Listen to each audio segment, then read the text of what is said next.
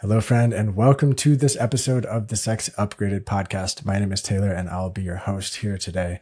This is a podcast really for any man who wants to improve his sex and relationship life for the sake of a better world. And it's also a podcast for anyone who's in relationship with men or who cares about men. So thank you, if that's you, for showing up here today. Thank you, John Wineland, my guest today, for showing up for this conversation. And one of my goals for today is to talk about embodiment. What does that really mean? To talk about what is men's work, to talk about how we can do this most effectively. When is it time for men's work? When might it be time for other work? And then tie that into sex, because this is a sex podcast. And it's interesting.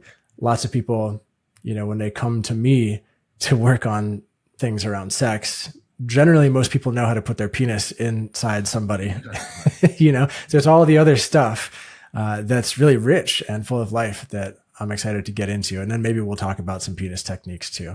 But I'd like to, just briefly introduce my experience with John. I attended John's 6-month men's program last year, which he calls the Embodied Men's Leadership Training. It was a really powerful, transformational experience for me.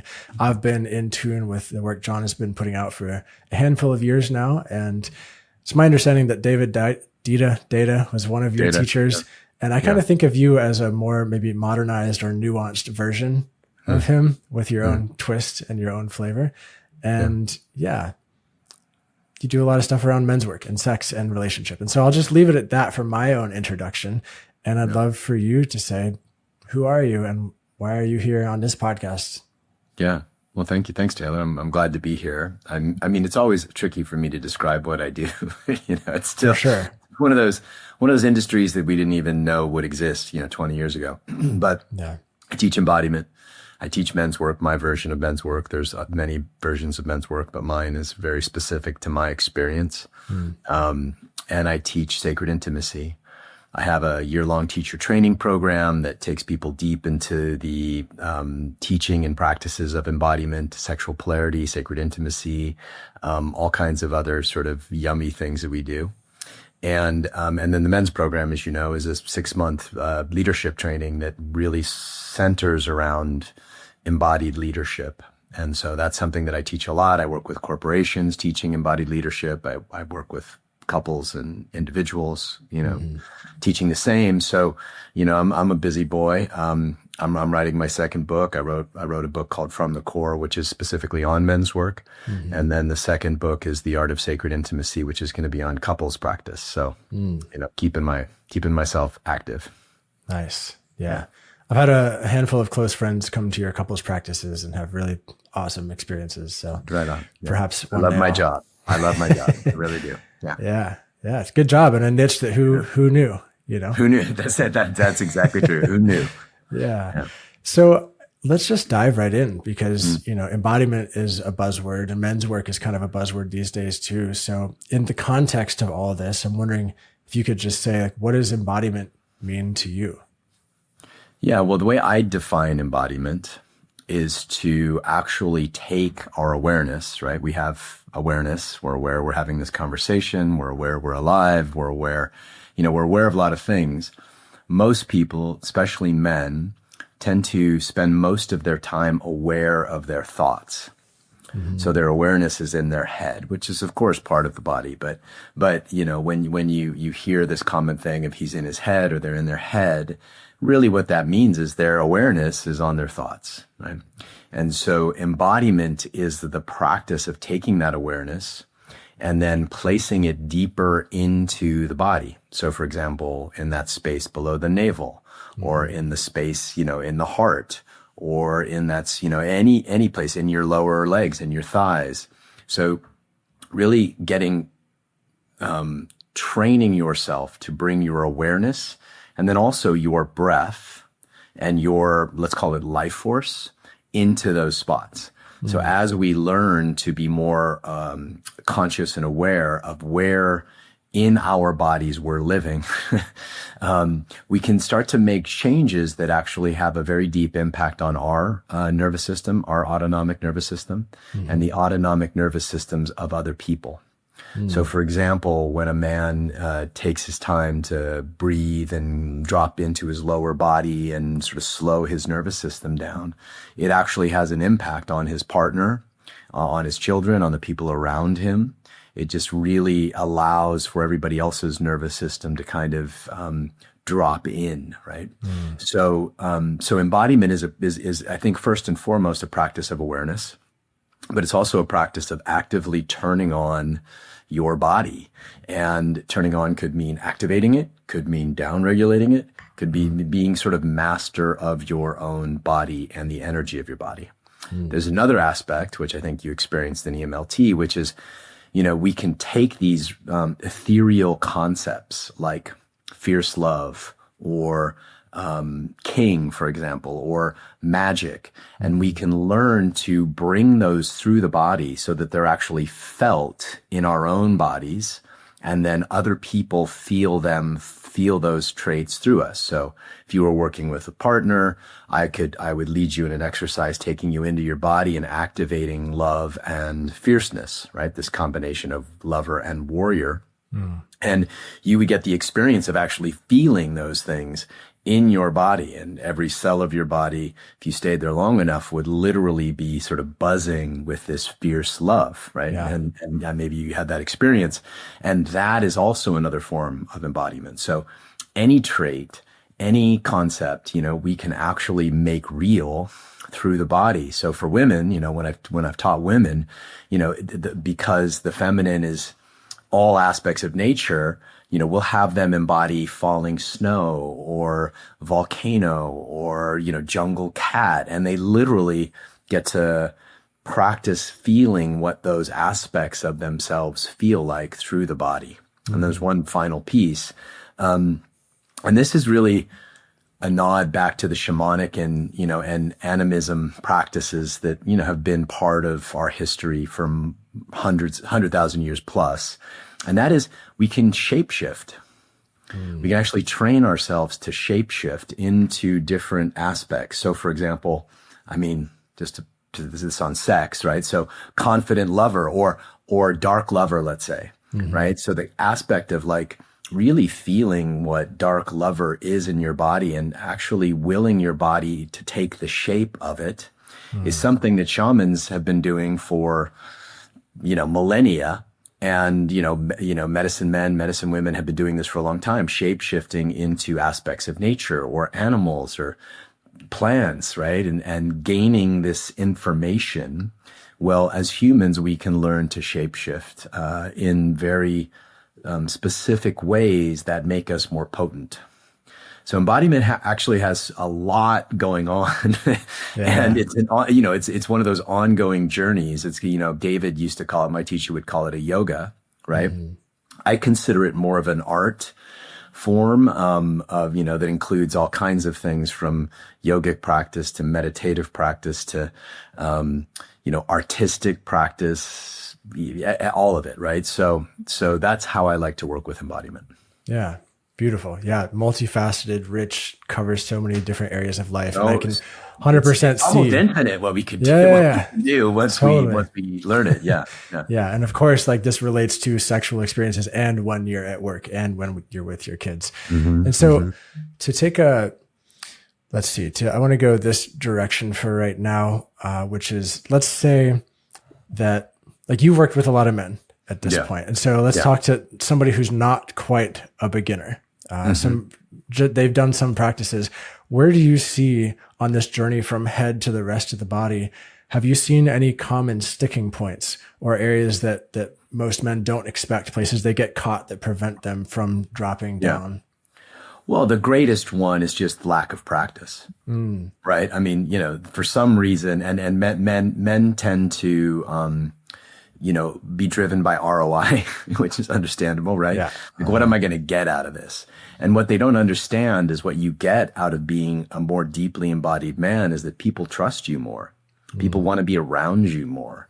People actually, feel better in your presence. And that has all kinds of, consequences in the bedroom, in business, and all of those things. So I think men just don't actually want to do the practices. For example, getting men to breathe into their bellies, right? That is the easiest way to drop deeper into your body is to just do belly breathing. Just focus on your breath. So the first piece is just practice, right? Yeah. Meditate, breath work, some movement work, all of those things really make a difference, and they add up cumulatively over time. But the bigger issue in men who are just starting is that normally in the center of their body, this thing we call the center column that goes from the throat all the way down to the perineum, usually as we grow up, any traumas or fears or stored, emotions tend to get sort of junked up in this center column. So we don't breathe, for example, all the way down into the belly. Most men will stop breathing in the upper chest. So learning actually how to breathe all the way down into your balls, so to speak, and let it, front and back and sides, and really filling your whole body with breath is a place where a lot of men, have a clunky start, but then they clear out the gunk and then those channels are wide open. Yeah. I like how practical that is, or just the lack of practice, because I think it's really true. And for some reason, when it comes to sex, my younger self and many of us guys think like, oh, I could take a 4-week training or course and get it, get it down. But nothing else works like that in life. Not playing the guitar, not any sort of martial arts. Exactly. We would never even have that expectation. We wouldn't even entertain that expectation. But for some reason, this category is different. So I like to just normalize that. Yeah. Yeah. Well, I mean, if you just, if you ask a man watching this, like how many hours a week is he playing video games? 5, 10. I mean, a lot of guys are playing 5, 10, 20 hours a week, right? Yeah. What if 5 of those hours were spent like really dropping into your body, really deepening your breath, deepening your meditation? What if you just took 5 hours out of those 20 and spent it actually being in your body and doing some of the work that, I espouse or other people espouse? You might get laid a lot more.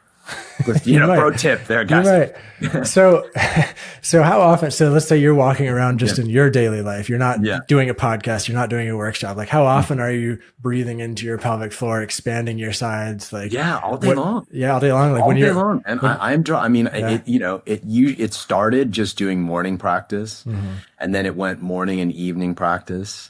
And then every time I have a spare moment, I'm either dropping into some kind of meditation, or I'm dropping into some kind of breath work. I'll do, 3, 4, 5 different breath practices a day. I mean, I try to like walk the walk, but I do it more not because I'm trying to live up to some arbitrary standard, but because I just like the way it feels.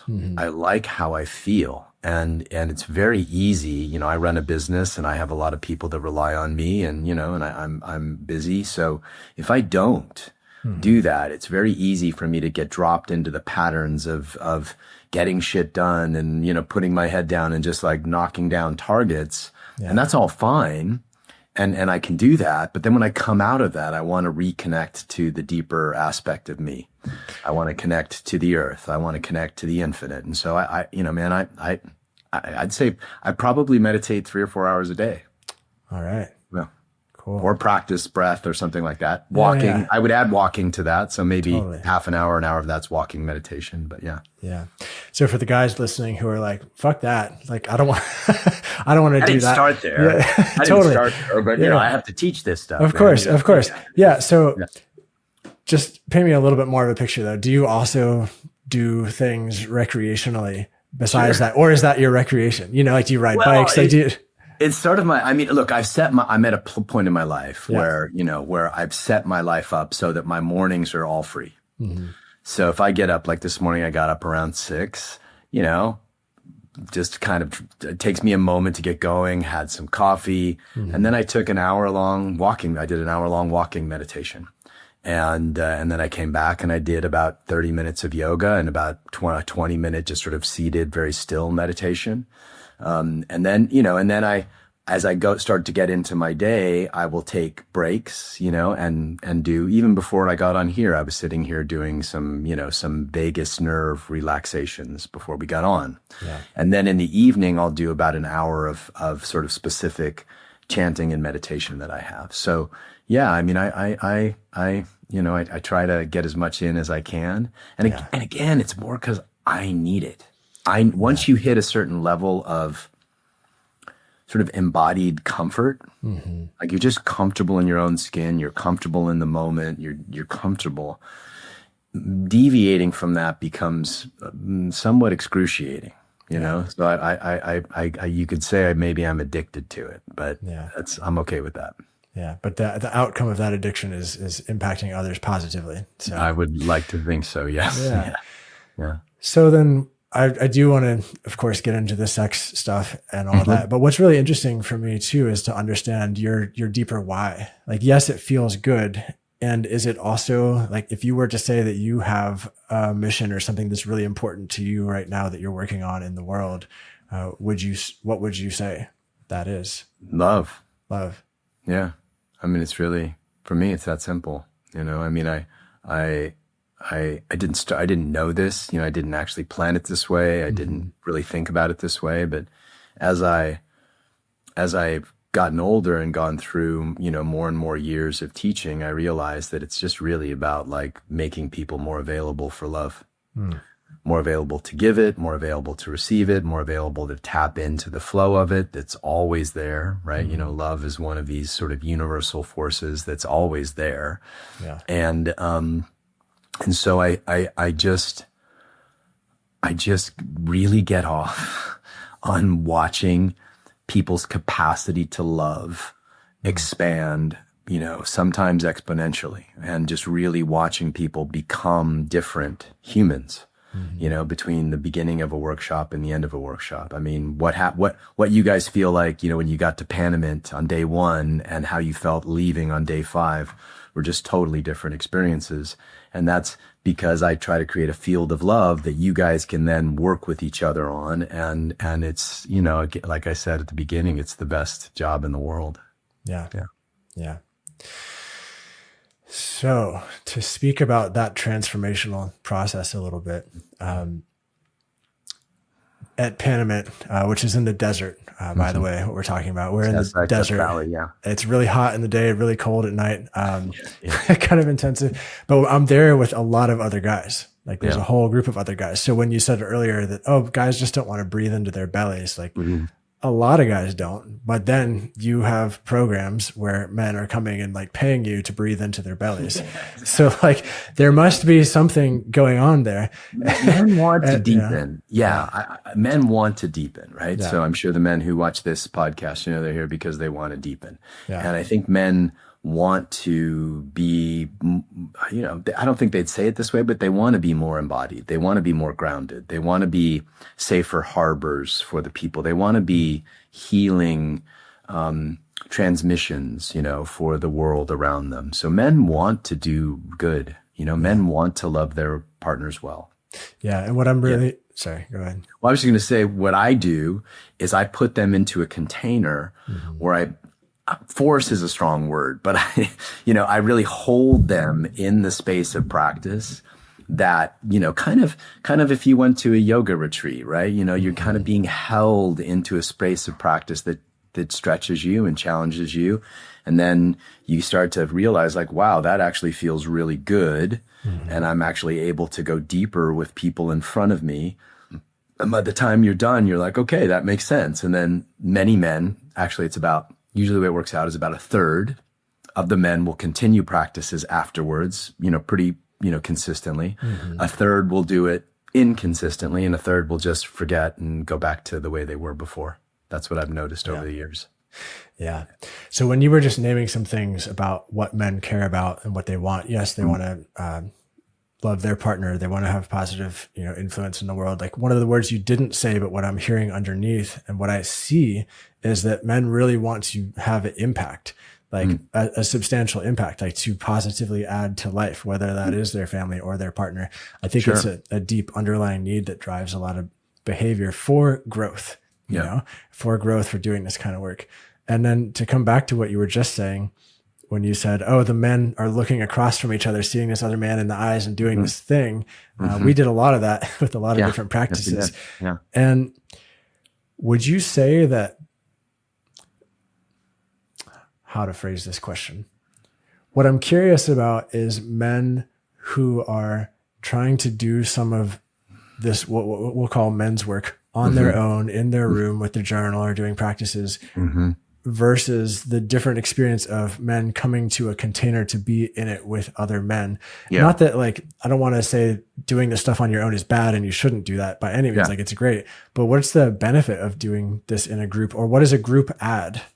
Yeah. Well, I mean, it's pretty significant, right? So it's all about, so there's your personal practice. So we'll start with your personal practice. Let's say you're sitting down, you're doing some yoga, some movement, some breath, some qigong, you name whatever your practice is, right? Push-ups, whatever feels like your thing. And some meditation. What's happening is that you're actually changing your electromagnetic field. You're changing your brain chemistry. You're actually creating a field that is a higher vibration field than the one you had 30 minutes ago. Most anybody who does practice or does yoga has this experience or meditates. Right? Put that together with 70 guys, right? And we're creating, and then have me kind of taking you a little farther than you would probably take yourself at home. We're creating a very potent field. And in that field, it's possible for us to go deeper, to go farther, to stretch further, to challenge ourselves, to challenge each other, to heal each other. There's a lot of healing that goes on, right? In those spaces, because your whole relationship with the masculine could possibly be rewired in a few days by just the level of depth. But that's because we create this massive field of transformational love, let's call it, right? And, you saw, it's not all kumbaya, but there's a lot of challenge, and there's a lot of work, but it's a really potent field. And as a teacher, I teach this in our teacher training program, but as a teacher, my job is to create an impeccable field of love where men can go as deep as possible and then come out of it, literally with different brain chemistry, new neural pathways, new channels in their body open. It's a literal transformation. Yeah. That's the difference between embodiment and strategy. Strategy might give you lots of things to think about or work on, right? But embodiment does something to the body, and they've proven this now. I mean, Joe Dispenza has done a lot of work on this, and it's proven that your brain chemistry is different, your hormones are different, things are just your heart magnetism is different, your auric energetic field is different. You're just a different person. Yeah. I was at a training a week or so ago, and the facilitator said something that I really enjoyed, something to the effect of, so many workshops or so much of the personal growth world is around like people getting their awareness badges, like, oh, now I'm aware why this happens. Like, oh, I'm aware this happens because my dad did this. This happens because this attachment pattern did this. And then that sort of is like period, end of sentence. Yeah. Whereas the embodiment piece seems to me to be the way to actually take that awareness and change how our physiology responds to those triggers or whatever in the moment, right? Like, then you put it to the test. Awareness without life force is limp. It's inactive. It's ineffective. I mean, awareness is certainly the key, but awareness and life force are meant to work together. That is the masculine. Awareness is the masculine in my world. Life force is the feminine. And when both are activated and highly, amplified, they come together in a very, very potent practice space. And that is what true integrated practice looks like. Yeah. Speaking of that, since we're all here, let's all just take a breath for a moment.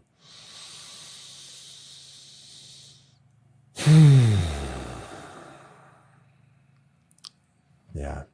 I'd like to just speak briefly about one of the benefits I experience of being in groups of men doing this kind of work is I've found that there's an inertia to it. Like, I feel held in the container of it. So if I were to be trying to do the exact same thing by myself, maybe at my house in my living room, I would tap out way earlier.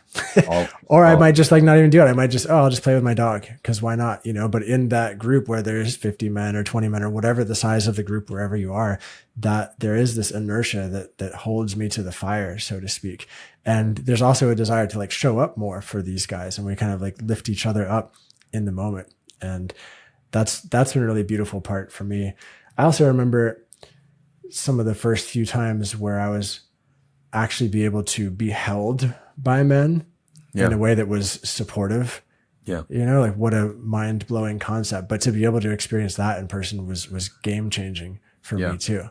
A lot of men have the wound of not being, properly held in a space, let's just call it of masculine love. Right. And, masculine love has a very specific texture to it, especially when there's nothing wanted, there's nothing needed, right? It's just, it's a deep knowing and seeing of you and held in positive regard. And I think one of the problems that men have is that so many men have had either fathers that were absent or distracted or completely gone. And, and so a lot of men that come into my programs are, feeling malnourished. They don't even really know that kind of depth and connection with another man that's very healing, but also very challenging. Yeah. It's both. Confronting. Is very potent and it's a nutrient that we didn't even know we were missing. Yeah. To bring it into the sexual world for a minute, I think that nutrient that we didn't know we were missing, a lot of guys, definitely my younger self, and I still have to catch myself doing this right now, try to find that nutrient sort of unconsciously in our romantic or sexual partner. Yeah. That sort of need for nourishment or nurturing. And I think that is like, kind of throws the wrench in the spokes of sexiness a little bit. It does. I mean, and think about it. It's relatively new, right? In the last 50, 60 years, this kind of like we're together especially in the last 5 years, since COVID, right? We're together all the time. Most of human history, men went off with men and women went off with women and then came back together to relate or to sex or to those things. I mean, of course there was home life, but there was a lot of men's groups, let's say, and women's groups back in the day, whether it's the Temple of Isis or, you know what I mean? Is that there's all kinds of different ways that men and women, nurtured these parts of themselves. And so that created a very natural arc of polarity. With that being gone, it's required that we actually spend time apart, especially men with men and women with women, in order to, it's proven that men who are just in contact with other men have much higher levels of testosterone after they're done. And women who are in contact with other women have much higher levels of oxytocin and estrogen. And so we get something just by being in physical proximity. Then if you add to that deep work, you add to that, challenge, you add to that physical work, it's a very potent place to practice and be. Yeah. So speak to me a little bit about the polarity piece. Like you just said, it kind of creates a natural polarity. And I imagine a lot of what you do in your couples programs is the cultivation of polarity or playing with polarity. We talked about it a bit at the program I did too, but can you just say like your own definition of that, kind of like you did with embodiment? Yeah. So polarity is I'll do it three. I look at in sacred intimacy as having 4 pillars. Okay. Cool. The first pillar is your own deep work, right? So you can only create as deep and safe and nurturing a relationship as the deep work that you've done on yourself. So that's the first pillar. And let me just interrupt you for a second. With therapists, could be in men's groups, could be, you name it. There's so many beautiful places. It could be ceremonial work, ritual work, medicine work, could be any number of ways that you are cleaning out the epigenetic and childhood traumas and patterns that you've inherited, right? Awesome. So your own deep work. Clean your own vessel. Yeah. Second pillar is intimacy, which is the recognition, which it doesn't matter. It's very gender neutral, energetic neutral. It's more like this. It's the recognition of sameness, Like, I'm human, you're human. I have a heart, you have a heart. I get afraid, you get afraid, right? I have a soul, you have a soul. And we can actually practice this capacity of seeing each other very, we're like reducing the space between us, right? And really honoring, celebrating the sameness we have.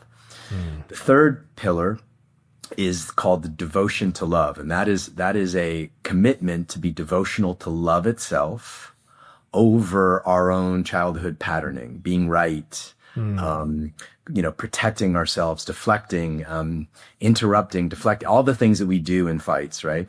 So devotion to love is literally a set of skills and practices that help people return to love over this sort of power struggle that many people get into in their relationships.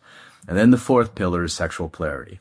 And sexual polarity is the arc of energy that gets created when you have the polarities. Now, the framework I was raised with is the masculine and the feminine, which are gender neutral. It still triggers people, but they are gender neutral. We all have both.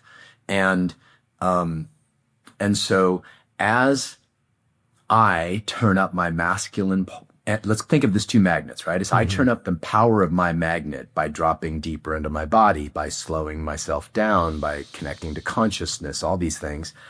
And she turns up the magnet in her body by, dropping deeper into energy, moving her body, really feeling the flow of life.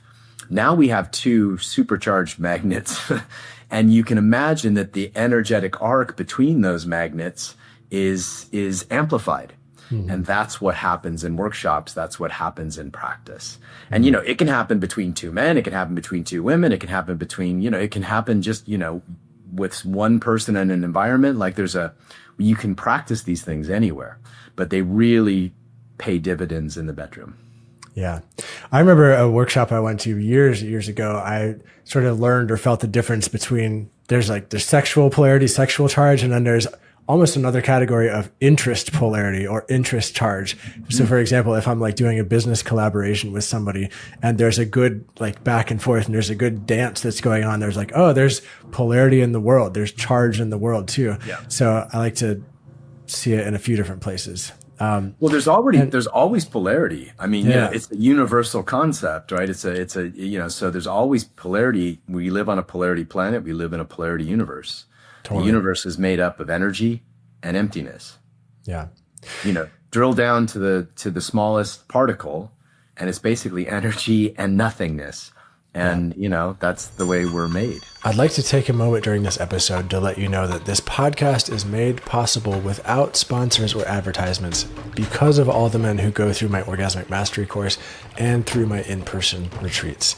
Thank you to all those men. And I want to let you know also that there is another 10-week large group Orgasmic Mastery course happening later this year. And I have 2 retreats coming up later this year as well. The first one of those is for any man who wants to integrate his heart and sex into a really powerful, fun, pleasure-filled, sexually confident life. And the second retreat is for any man who's in some form of a leadership position or a position of impact or influence in the world. That could be an entrepreneur, that could be a yoga teacher, that could be a retreat leader, that could be a manager in a company. Any man who wants to really refine himself as an instrument of creation. So you can more powerfully create the things that are important to you and create the kind of world you want to see. And to have fun in the process of it too. It's going to be an awesome, awesome time. And I will put links to all 3 of these things in the episode description. So without further ado, thank you again to all of these men. Thank you for being here. And let's get back into today's episode. So I want to jump back to the second pillar that you mentioned, intimacy, for a moment. Sure. If I'm looking at the status of men and the status of the world and relationship right now, it seems like I'm going to go a bit meta for a second. Sure. It seems like intimacy is one of the most needed ingredients that's just missing from the soup right now, if we could call it the soup of relating, the soup of the world, as evidenced by the fact that a few different things. So I don't know if you know this, but Pornhub, they do their year in review Have you ever looked at that, or are you aware of that? Not that I don't know about Pornhub, but I did not know that they did a year in review. So they do a year in review every year, and it's fascinating. They give out all these statistics about like what are people searching for, at what times of day and night are they searching for things, like what, all these different statistical pieces of info. And what was really interesting for me about this year in particular was there's a rise in the content that people are searching for that generates a feeling of intimacy with the person on camera and the person receiving. So things like, I'll call one of them is like jerk off instructions. I don't know if you've ever heard of this before, but it's like, it's an intimate. So there's somebody, if I were watching this, basically, they're like, take a breath, oh, now look at me now, I'm doing this. And they're giving the person a feeling of intimacy or relationship. And that's like just kind of booming right now. And it makes sense. Like, it does. Like we want intimacy, and also like we all have these devices that are kind of keeping us separate from that. But I think we're all a bit, maybe not we're all a bit starved for it, but it feels important to talk about, Yeah. No, distraction. I mean, again, this is new. This is what 2010 to, last 15 years, So the advent of the phone and the depth of distraction that it causes in our lives, it is taking a toll on intimacy. It's also one of the reasons why I think people probably need more practice and meditation now than they would have 30, 40, 50 years ago, because they're just naturally being taken into this kind of head space where they're, sort of checking out. And it takes a little bit more work to come back, So it makes sense to me that's kind of a interesting thing about Pornhub, but it makes perfect sense to me. Yeah. And I remember I was watching this talk on the generation of AI too, and how they talked about when social media first came out, one of the metrics of success of social media was time on page or time in app, trying to get people to be there more. And now that has sort of switched over to intimacy as the metric of success. Like how intimate of a connection can we have people feel with these apps, because there's a hole, there's a new hole in society that people are feeling. And so I'd like to segue that into kind of talking about point number one that you made, and the fourth point, which is number one is, people doing their own work, the deep inner work, medicine, retreats, whatever, therapy. Number four is the sexual polarity piece. Yeah. And would you say that this feels like a nuanced, perhaps tricky question? Say there's a guy who comes in and he says, "Hey, John, I'm not having great sex with my partner, and I haven't for a year or so. Like, what's going on? Should I do sexual polarity work? Should I go see a therapist? Should I come do a workshop? Like, how do you differentiate?" All of the above. All of the above. I would be all of the above. I mean, that's the thing I think that most people are not getting is that the depth of pattern that has taken over their lives is part of a karmic momentum. That they are part of it's what they're born with, part of it's what they were born into, part of it's what they've continually ratified throughout their life with their behavior, right? Belief systems and behavior systems and so those things are, once you hit 30 or 40, you've got a long time of your body reacting to certain things, right? Yeah. And so to rewire and change not only the belief systems, but the way that your body mind works takes time. Now you can come to a workshop and get a big boost, right? But really make a big leap up and then plateau for a bit. But if you don't keep, challenging yourself, the pattern, the momentum of your karmic history, let's call it, which you could also say is your epigenetics. You could say it's your family history. You could say, there's all kinds of things that we have no control over, And so the shifting the karmic chains and the imprint that we have takes a lot more work than people think. So I guess that's the point of my book. Like if we're in this place in history where love is now a choice, like relationship is now a real choice. We're not chained to our relationships anymore for children or security, right? It's now a choice. So if relationship and deep relating is a very, personal and specific choice that a lot of people are making, then there is a new set of skills needed to really thrive. And I think that's something that, that's a message I'm trying to get out. And that's also something that a lot of people are kind of waking up and going, oh shit, wow, I really don't know how to have a repair conversation with my partner. I really don't know how to evoke her feminine openness. I don't really know how to, it's a very specific skill set that unfortunately none of us were taught either by our parents, most of us. Maybe some were, but most of us by our parents or by society. Yeah, but I was taught calculus in school. Exactly. Yeah. Why doesn't that help? I appreciate how you said do all of it, because at certain periods of my life, I think I would say that I fell into a trap of thinking that just doing polarity work would solve the issues happening in my relationship at the time, and I had experiences where I did go to workshops and I did experience a charge and a boost like you're talking about, and did come back and perhaps had a really amazing sex. And then some of these other things kind of crept in that maybe I needed, well, not maybe, I did actually need to address in a different modality or way. And I'll just share a little bit, because I think people listening to this podcast really appreciate personal stories. So here's a brief one from me. I'm in a relationship with a woman. We've been together for 5 years. In a couple of weeks, it'll be 5 years. And, shit comes up in relationships as shit does. And it's not always sunshine and roses, and we get to work on these things. And so there was a period of time in our relationship where what seemed to be the most helpful work was for me to really be mindful of how I was approaching her. So I'll add some variables there. How am I touching her body when I see her in the kitchen? Am I touching her butt mindlessly? Or am I choosing to, every time I touch her butt, do it with cultivating the lovership type energy? How am I speaking to her? Am I going to her for comfort, or am I going to her in a generative sort of way?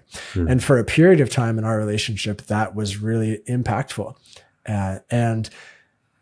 And beautiful. And I think it's very important to do that. And then to add the next piece of the puzzle was well, then there's these other parts that started coming in, that were to complete the whole picture. Actually, we needed to start looking at our own attachment wounding and that sort of a thing. And that that was a full part of the whole picture. So I appreciate you just naming that, do all of it. Because that made a huge difference too. And the combination of those things combined seems to be really, that's beautiful. Choice. And I'm seeing that more and more. I've certainly seen that in my relationship. And I have a whole checklist, attachment, what's your attachment style? At this point, you should probably know what your attachment style is. It's not hard to find out when you get into a relationship, right?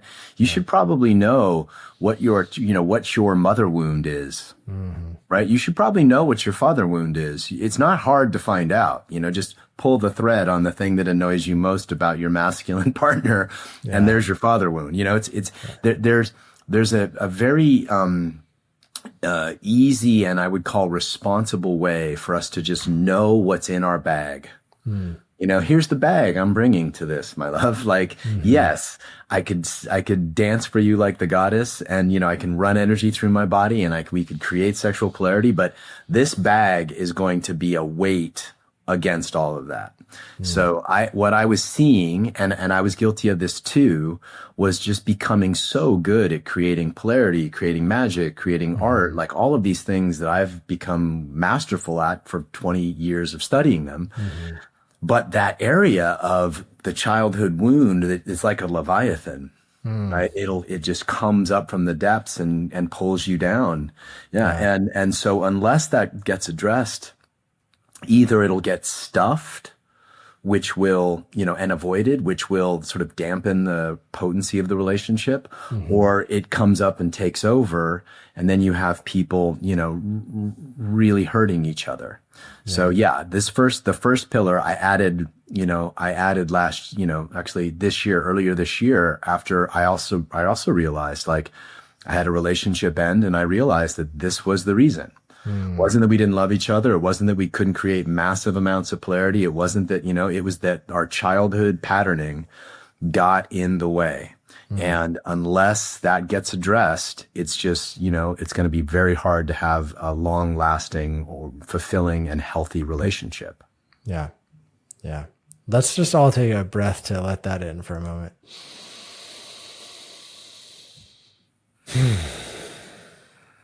Yeah, don't kill the messenger, guys. I'm just, is just what I've learned in my 60 years of Well, me too. In my 39 years, almost 40 years, and continuously learning and committed to the journey of learning it all too. And just to make a jump back to, let's see, there's two things I want to say. First, all of this is about sex. Totally. All of this is about sex, because if you address those things and you work on clearing that out, then the amazing, hot, however you want to fuck each other kind of sex becomes available even more so. And perhaps depths and experiences that you might not have even recognized beforehand. It clears out the vessel or the channel to be able to do that. Yeah. So I'll say that, let me just add a little piece to that, because you're totally right. It's about the capacity to open and love. And the clearer we are, the clearer our vessels are, the better our bodies are, the more open we are, the better our sex will naturally be, because we are transmitting love at a much deeper level. So, I just always want to remind people that the good sex, really, really good sex, is about love. Even if it's with somebody who's not your long-term partner. It doesn't mean you can't love the fuck out of them, while you are with them. And so, that's just my personal take.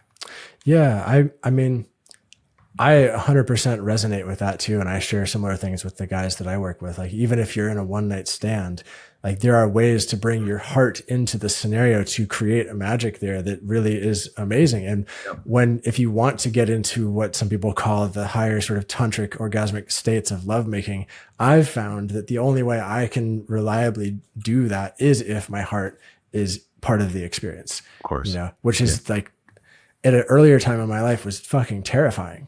Like, that was like excruciatingly painful. Like, it took me until my middle to late 20s to even be able to tell some of my family members that I loved them, because I had such a block around intimacy. I've done a lot of work in that department. So, like, if you're listening to this and you feel some of that, like, that closure around your heart, like, I feel you.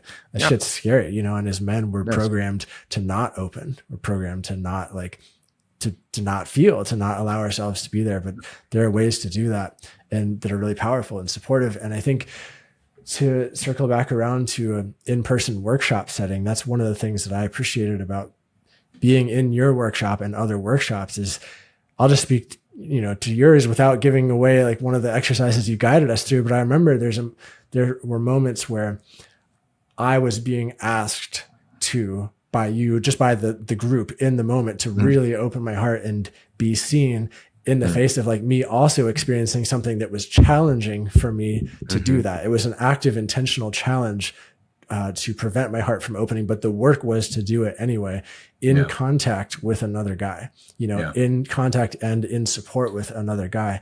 And because of that support, and because of the pressure of the group scenario, like I was actually able to do it to a degree that I would never have been able to do by myself, so like I feel like it really strengthened the muscle of my capacity to love.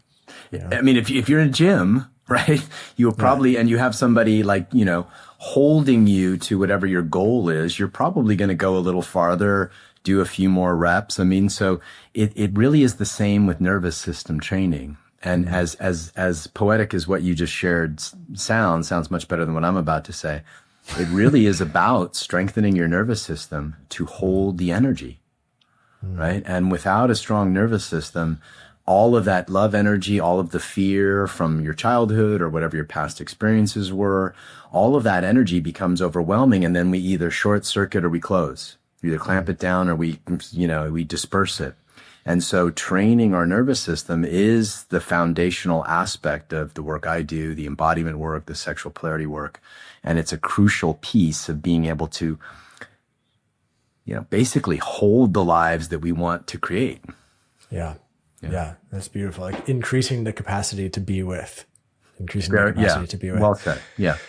So can you speak to, because I know some people are listening are thinking this right now, there's some of the programming we get as men in this culture is to not open, right? Is to not be vulnerable, to not open our hearts because we need to be strong and we need to, et cetera, do all these things. But here we are saying, oh, but there's magic to opening your heart. And some guys think, well, what does that mean? Does that mean I have to cry to my partner?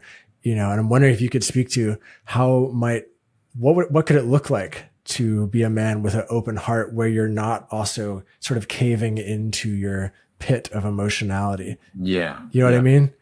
Well, guys are getting the Andrew Tate message, right? It's not that he has nothing good to say. He does, there's some good things in there, but the idea is just, it's about power, right? And so, a lot of the men's messaging nowadays is about like getting power over women, basically. And the problem is that not only does that create just shitty karma, in my opinion, right? You end up using people to feed your own ego and, right. And continually, it's a black hole. Totally. Right? It causes pain in the process, hurts people in the process. It's a black hole that's never fully filled, right? Yeah. The most powerful part of our bodies, and this is now proven energetically, is the heart. More powerful than the brain, more electricity comes out of the heart, right? So the safest place, the most potent place, literally the place that is the seed of power in a human being, man, woman, however you identify, is the fucking heart.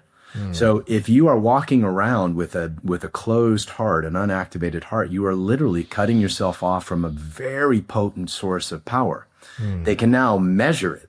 Right? They can now measure what a body with an activated heart has. And activating the heart could just be doing some breaths and making some sounds and pounding on your heart and think about your puppy, just, right? Or think of something you're grateful for. It's not a lot. Yeah. And the brain waves change. Your waves go into theta and alpha and rather out of beta and high beta. So you literally become more potent human with an activated heart. And, when you add to that the gut, which is in martial arts and in a lot of men's work, the seed of masculine power, you really are, putting together the most powerful version of you, right? And if you can clear, add to it the clearing of the mind of just habitual thoughts that you think over and over and over again, now there's a new possibility for you. Now there's a new you online that can love deeper, can set boundaries more firmly and clearly, that can challenge your friends and lovers to show up in certain ways, that can, claim what you want in a more potent way. I mean, it's just so much more available when that whole part of you is activated and online. Yeah. So paint me a little picture, if you will. Respond however you want. But let's say you're having sex and you're incorporating your heart, or you're intentional with it. Maybe at this point it's autopilot for you. But how would somebody involve their heart in sex? Okay, well, it starts with look, yes, I've practiced this a lot, right? And when I was learning with my teacher, oftentimes the first thing he would say is, feel your heart. Now feel her heart, connect to her heart through your eyes and her eyes, right? Like look into her eyes and feel her heart through her eyes, feel her heart, feel your heart, feel the weight of it, right? And so, that is the first step. Connect to your own fucking heart. Right? Just think about it. That's all you have to do. Just think like, oh, I have a heart. It's beating. Wow. Sometimes it has emotion run through it. Sometimes it tightens. Can I soften it? Can I just sort of imagine it relaxing a little bit? Can I imagine breathing in through the front of my sternum and filling it with energy, right? And so there's all kinds of ways to activate your heart. I will often do that during sex. When I'm having sex, if I feel like things are getting kind of automatic, right?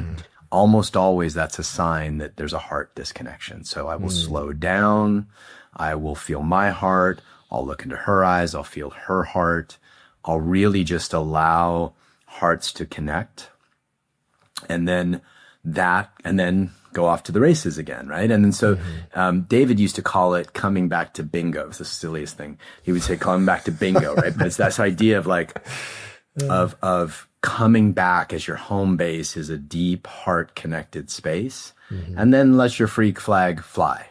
But and then what happens is that you actually get better at feeling your heart while letting your freak flag fly, right? While in a Dom sub experience, for example, right? Like you could have the most talented Dom on the planet, but if they're not heart connected, if they're not really sort of loving in a way the person that they're Doming, it's going to feel shallow, different, unsafe, all of those things. Yeah. Yeah. Yeah. Just because I like to do it, let's all take another breath at that.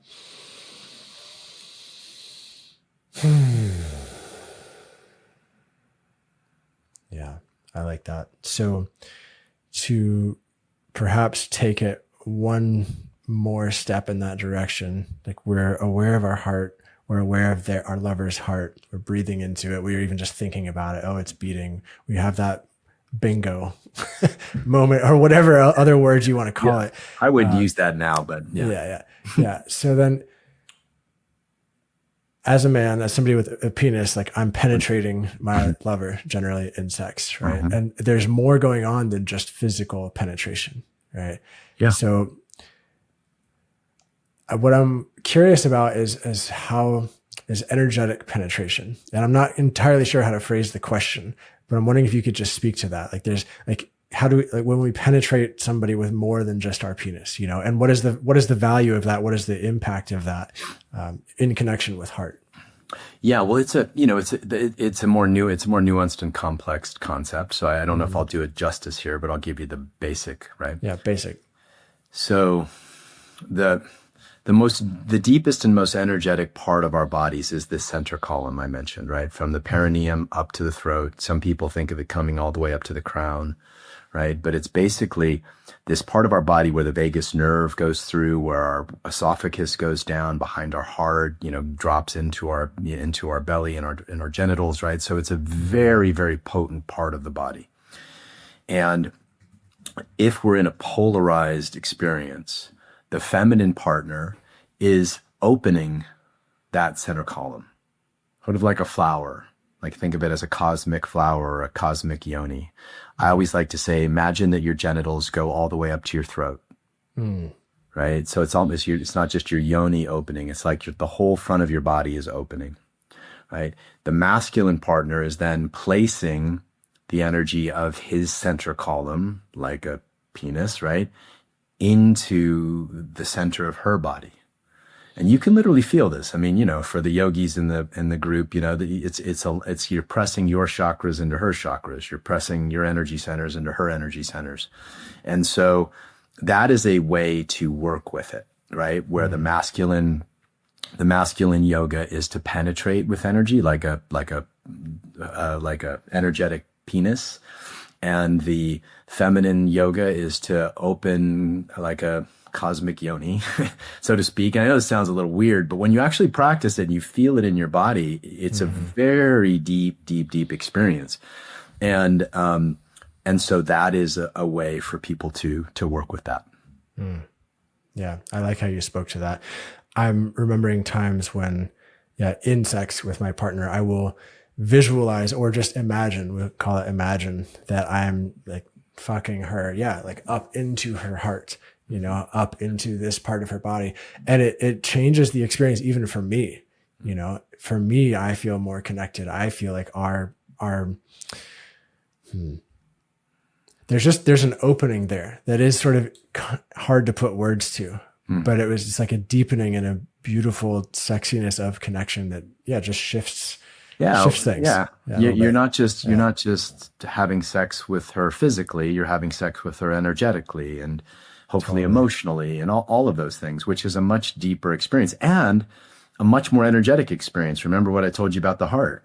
Yeah. Sex with an open heart is just way more energetically alive. Like if you measure it, If we put electrodes on you the next time you were fucking, like we could actually tell when your heart was open and closed by the amount of electricity moving through your body.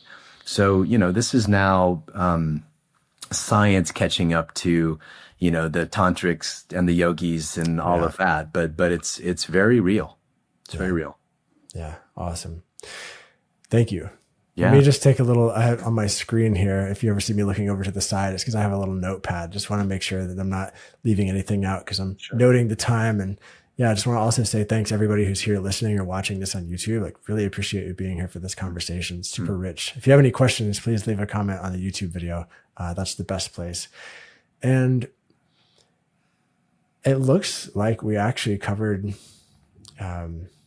most of the things I wanted to go into. So let me ask you, based on this conversation where we are right now, is there anything that you feel you'd like to add to kind of round this out?